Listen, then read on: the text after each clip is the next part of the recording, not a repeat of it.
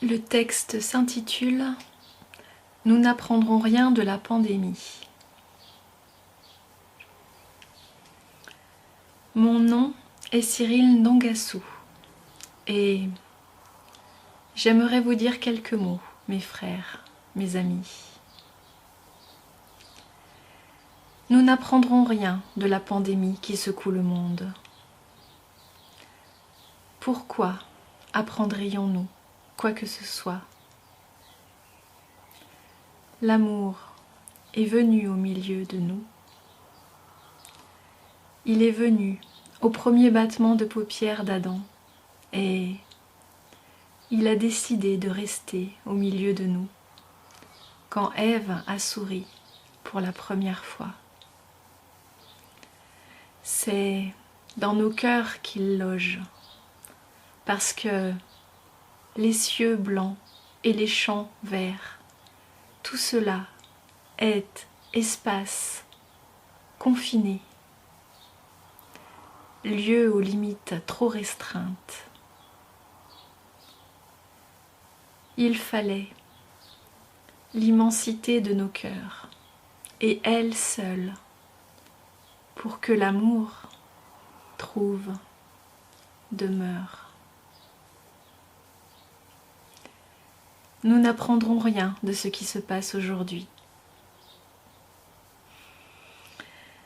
Depuis quand l'amour nous enseigne-t-il?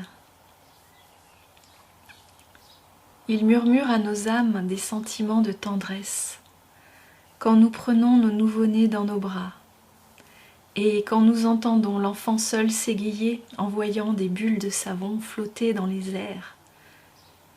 Il crie fort dans nos âmes. Il crie la force des grandes amitiés quand nous ne savons plus tracer des frontières séparatrices entre notre sensibilité et la douleur de nos amis. Qu'est-ce que l'amour ne nous a pas enseigné? Il n'y a rien que nous ne sachions déjà,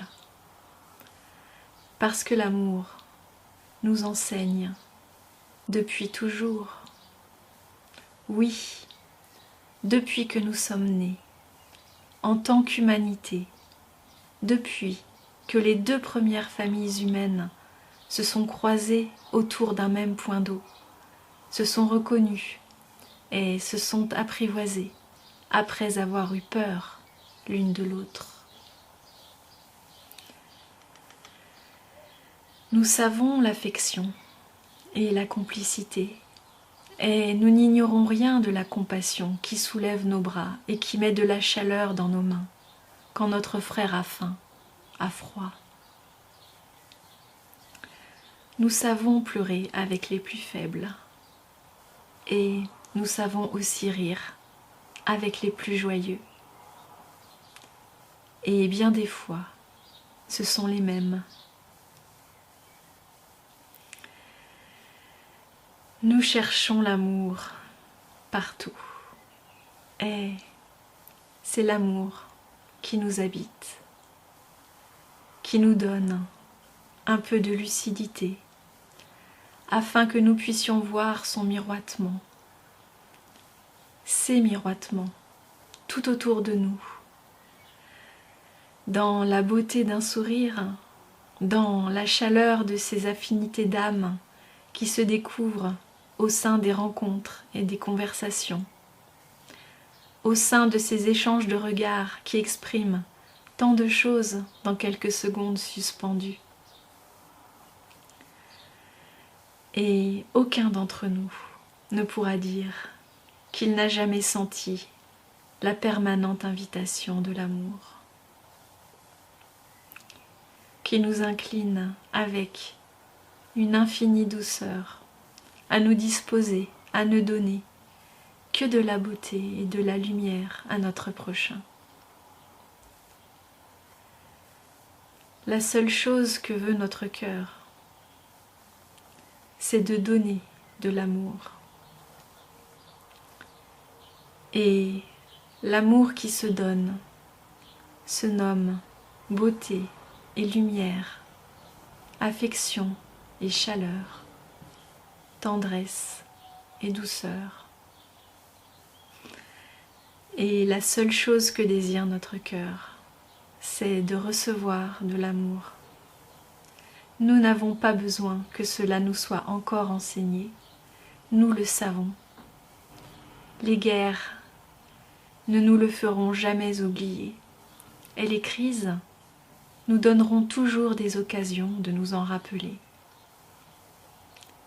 Un peu. Le temps de reconstruire le lien commun, de nous encourager les uns les autres. Pourtant, nous n'apprendrons rien du vacillement d'aujourd'hui. Pourquoi ? Nous savons depuis toujours ce que nous devons faire, nous donner de l'amour les uns aux autres et nous rendre capables de ne donner que cela, sans rien en retrancher, sans rien y ajouter, car seul l'amour suffit. Les guerres et les crises nous montrent à chaque fois combien nous avons fait défaut à l'amour jusqu'à présent. Nous le savons. Nous nous promettons à chaque fois de ne plus nous laisser aller.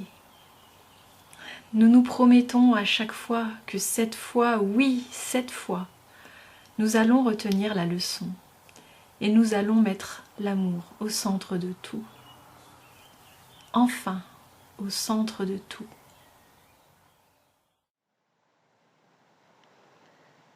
Comme à chaque fois, l'amour nous regardera en silence et il rira un peu en dedans de lui-même, car il sait que nous n'y sommes pas encore. Un jour, nous serons capables d'incarner l'amour, capables de faire de l'amour l'énergie première qui alimente les activités et les relations au sein du monde. Un jour. Mais d'ici là, nous devons travailler à fortifier notre volonté. Car ce qui nous manque, ce n'est pas la connaissance et le savoir, c'est une volonté suffisamment forte pour tenir le cap. Car aimer d'amour est certes la chose la plus belle qui existe, mais c'est aussi la chose la plus difficile. Tant que nous croirons que c'est facile, nous continuerons d'échouer. Nous savons. Puissions-nous pouvoir, un jour,